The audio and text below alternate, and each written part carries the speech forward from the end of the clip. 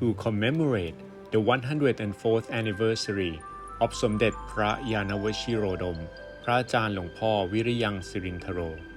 The Foreign Language Department, Willpower Institute Foundation, would like to present the history of Lakkhī Chanting, an ordination of 10,000 individuals. Lakkhī Chanting, chanting of the Triple Gems, or Suwad Lakkhī in Thai, was held for the first time in Thailand at Wat Damrongthamaram in Khlung District, Chanthaburi Province in 1956. At that time, the newly constructed ordination hall, Ubosot, of Wat Damrongthamaram was nearing completion. Somdet Phra Yanaviriya Phra Ajarn Viriyang Sirintharo, then Phra Khru Yanaviriya, the revered abbot at that time, had scheduled an inauguration ceremony called FANG LUUK NIMIT on February 28, 1957, for the burial of sacred spheres known as Luuk Nimit in the ground to mark the territory of the Ubosot compound.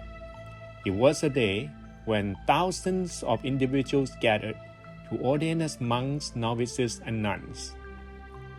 For this short-term ordination ceremony, the temple had constructed a pavilion with a sugar palm thatched roof, a side wall made from Luuk Samet, paper bark tree, and a floor covered with rice straw. There were 5 pavilions, each capable of accommodating approximately 100 people. On the night of February 28th, as part of the ordination ceremony, each individual who was to be ordained had to wear white robes. On March 1st, 1957, the ordination ceremony took place. The male candidates were first ordained as novice monks at the pavilion and then proceeded to receive full ordination inside the Ubosot. The temple was crowded with 350 monks, 50 novice monks, and 625 nuns, all wearing white robes. The ordination concluded on March 8, 1957, which also marked the day of cutting the sacred thread of Luuk Nimit. Throughout the ordination period, there were continuous Dhamma teachings conducted day and night for 7 days and 7 nights. During the ceremony of cutting the sacred thread of Luuk Nimit, Mr. Phat Nakhapin, the provincial governor of Chanthaburi at that time, was also the one who performed the task. After the cutting of the sacred thread, the newly ordained monks and nuns then left the monastic life. During that occasion, Luangphor Viriyang had his image printed as a commemorative item for all the participants of the ordination ceremony. One of the female participants, who was a resident of Khlung District, Viriyang Province, and made her livelihood brewing illegal liquor, also received a copy of Luangphor's image as a gift. There is a story that one day, this woman had a fatal accident. As her consciousness drifted further and further, she found herself stopping at a certain place. Many fierce-looking men were throwing her into a big pan filled with boiling water. But when she was about to fall into the pan, she bounced back. This occurred 3 times.